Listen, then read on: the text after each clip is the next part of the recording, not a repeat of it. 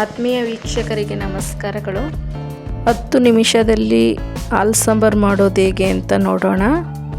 ನನ್ನ ವಿಡಿಯೋಗೆ ಲೈಕ್ ಮಾಡಿ ಹಾಗೆ ಸಬ್ಸ್ಕ್ರೈಬ್ ಮಾಡಿಕೊಳ್ಳಿ.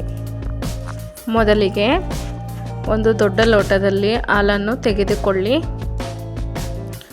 ನಂತರ ಚಪ್ಪರದ ಅವರೆಕಾಯಿ, ನಮ್ಮ ಹಳ್ಳಿ ಕಡೆ ಇದನ್ನ ಹಿತ್ತಲಿನ ಅವರೆಕಾಯಿ ಅಂತ ಹೇಳ್ತೀವಿ. ಒಂದು 10ರಿಂದ 15 ಹಿತ್ತಲ ಅವರೆಕಾಯಿನ ಈ ಥರ ತೆಗೆದುಕೊಂಡು ಸಣ್ಣ ಸಣ್ಣದಾಗಿ ಕಟ್ ಮಾಡ್ಕೊಳ್ಳಿ. ನಂತರ 2 ಬದನೆಕಾಯಿ, ಹಾಗೆ 1/4 kg ಸಣ್ಣ ಈರುಳ್ಳಿ, ಸಾಂಬಾರು ಈರುಳ್ಳಿ ಹಾಕಿದ್ರೆ ಸಾಂಬಾರು ತುಂಬ ರುಚಿಯಾಗಿರುತ್ತದೆ. ಸಣ್ಣ ಈರುಳ್ಳಿ ಇಲ್ಲ ಅಂದರೆ ದಪ್ಪ ಈರುಳ್ಳಿ ಸಹ ಹಾಕಬಹುದು. ನೋಡಿ, ಕರಿಬೇವು ಮತ್ತು 3 ಒಣಮೆಣಸಿನ ಹಣ್ಣು ಮುರಿದಾಕಿ ತುಂಬ ಸುಲಭವಾಗಿ ಮಾಡ್ಕೋಬಹುದು. ಚಪ್ಪರದ ಅವರೆಕಾಯಿ ಮತ್ತು ಸಣ್ಣ ಈರುಳ್ಳಿಯನ್ನು ತೊಳೆದಿಟ್ಕೊಂಡಿದ್ದೀನಿ. ಬನ್ನಿ, ಮೊದಲಿಗೆ ಒಂದು ಪಾತ್ರೆಯಲ್ಲಿ ಒಂದು ದೊಡ್ಡ ಲೋಟ ನೀರನ್ನು ಹಾಕಿ ಸ್ಟವ್ ಹಚ್ಚಿ ಗ್ಯಾಸ್ ಮೇಲೆ ಪಾತ್ರೆಯನ್ನು ಇಡಿ. ನೀರು ಕಾದ ನಂತರ ಬದನೆಕಾಯಿಯನ್ನು ನೀರಿಗೆ ಹಾಕಿ. ನೀವು ನೀಲಿ ಬದನೆಕಾಯಿ ಸಹ ಯೂಸ್ ಮಾಡ್ಕೋಬಹುದು. ನೋಡಿ, ಬದನೆಕಾಯಿ ಒಂದು ಕುದಿ ಬಂದಾಗ ಚಪ್ಪರದ ಅವರೆಕಾಯಿಯನ್ನು ಆ ಕುದಿಯುವ ನೀರಿಗೆ ಹಾಕಬೇಕು. ಯಾಕಂದರೆ ಎರಡನ್ನೂ ಬೇಯಿಸ್ಕೋಬೇಕು, ಬೇಗ ಬೆಂದೋಗುತ್ತೆ. ನೋಡಿ, ಒಂದು ಪ್ಲೇಟನ್ನು ಇದ್ರ ಮೇಲೆ ಮುಚ್ಚಿಡೋಣ. ನಂತರ ನೋಡಿ, ಈಗ ಬೆಂದಿದೆ. ಹೈ ಫ್ಲೇಮಲ್ಲಿ 2-3 ನಿಮಿಷಕ್ಕೆ ಈ ಥರ ಬೆಂದೋಗುತ್ತೆ. ನಂತರ ಇದನ್ನು ತೂತಿನ ಪಾತ್ರೆಗೆ ಹಾಕಬೇಕು. ಹಳ್ಳಿ ಕಡೆ ಜಾಲ್ರಿ ಪಾತ್ರೆಗೆ ಬಸ್ಕೊಳ್ಳೋದು ಅಂತ ಹೇಳ್ತೀವಿ. ನಂತರ ಸಾಂಬಾರು ಪಾತ್ರೆಗೆ 2 ಸ್ಪೂನ್ ಎಣ್ಣೆ ಹಾಕಿ ಮತ್ತು ಸ್ವಲ್ಪ ಸಾಸಿವೆ ಸಿಡಿದ ನಂತರ ಹಚ್ಕೊಂಡಿರೋ ಈರುಳ್ಳಿ ಮತ್ತು ಒಣಮೆಣಸಿನ್ಕಾಯಿ ಹಾಕಿ ಬಾಡಿಸಿ, ಆಮೇಲೆ ಬೇಯಿಸ್ಕೊಂಡಿರೋ ಅಂಥ ಚಪ್ಪರದ ಅವರೆಕಾಯಿ ಮತ್ತು ಬದನೆಕಾಯಿ ಹಾಕಿ ಎರಡನ್ನು ಮಿಕ್ಸ್ ಮಾಡಿ ಒಗ್ಗರಣೆಲೆ ಒಂದು 2 ನಿಮಿಷ ಬಾಡಿಸಿ,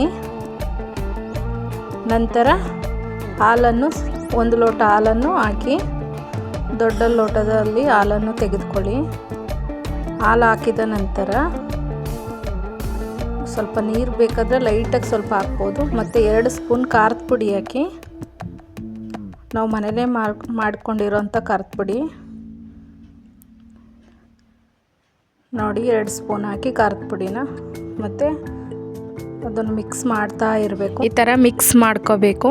ಯಾಕಂದರೆ ಈ ಥರ ಸೌಟ್ ಆಡಿಸಿಲ್ಲ ಅಂದರೆ ಗಂಟಾಗುತ್ತೆ, ಇಲ್ಲಾಂದರೆ ತಳ ಹಿಡಿಯುತ್ತೆ. ನೋಡಿ, ಒಂದು 5 ನಿಮಿಷ ಕುದಿಸಿದ್ರೆ ಸಾಕು. ನಿಮಗೆ ಸಾಂಬಾರು ಗಟ್ಟಿ ಆಗ್ತಿದೆ ಅಂತ ಏನಾದರೂ ಅನಿಸಿದ್ರೆ ಸ್ವಲ್ಪ ನೀರು ಸಹ ಸೇರಿಸ್ಕೋಬಹುದು. ರುಚಿಗೆ ತಕ್ಕಷ್ಟು ಕಲ್ಲುಪ್ಪು ಸೇರಿಸಿ.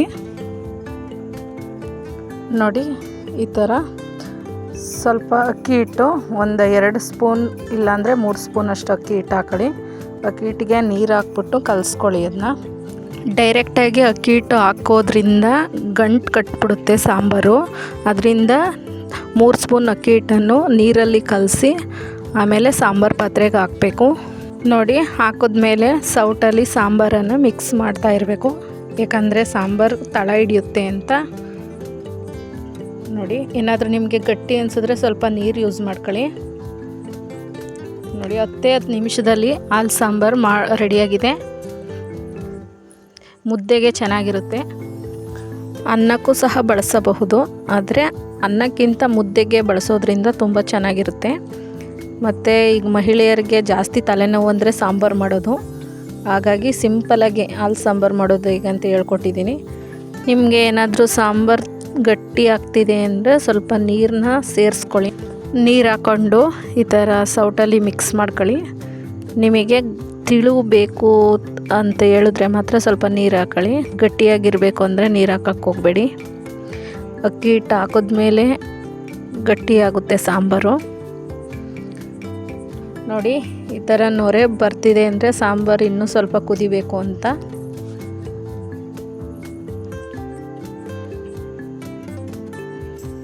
ನೋಡಿ, ಸೌಟಲ್ಲಿ ಹಂಗೆ ಒಂದು ಮಿಕ್ಸ್ ಮಾಡ್ತಾಯಿರಿ.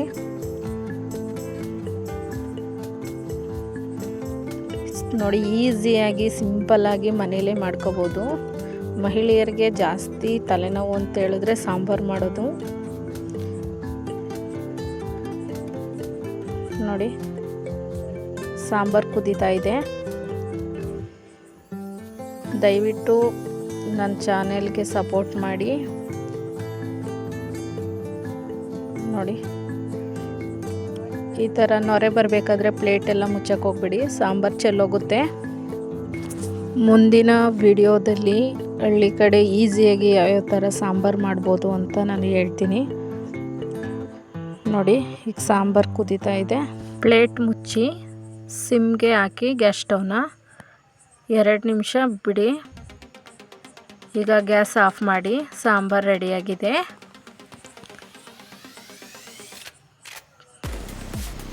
ಈ ಥರ ಬಬಲ್ಸ್ ಬರ್ತಿದೆ ಅಂದರೆ ಸಾಂಬಾರು ಚೆನ್ನಾಗಿ ಕುದ್ದಿದೆ ಅಂತ ಅರ್ಥ. ಗ್ಯಾಸ್ ಸ್ಟವ್ ಆಫ್ ಮಾಡಿದ್ಮೇಲೆ ಈ ಥರ ಇರುತ್ತೆ.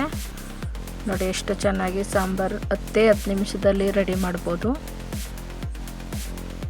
ದಯವಿಟ್ಟು ನನ್ನ ವಿಡಿಯೋಗೆ ಲೈಕ್ ಮಾಡಿ, ಹಾಗೆ ಸಬ್ಸ್ಕ್ರೈಬ್ ಮಾಡ್ಕೊಳ್ಳಿ. ಇನ್ನೂ ಹೆಚ್ಚಿನ ವಿಡಿಯೋ ಮಾಡ್ತಾ ಇರ್ತೀನಿ, ಸಪೋರ್ಟ್ ಮಾಡಿ. ನೋಡಿ ಎಲ್ರಿಗೂ ಧನ್ಯವಾದಗಳು.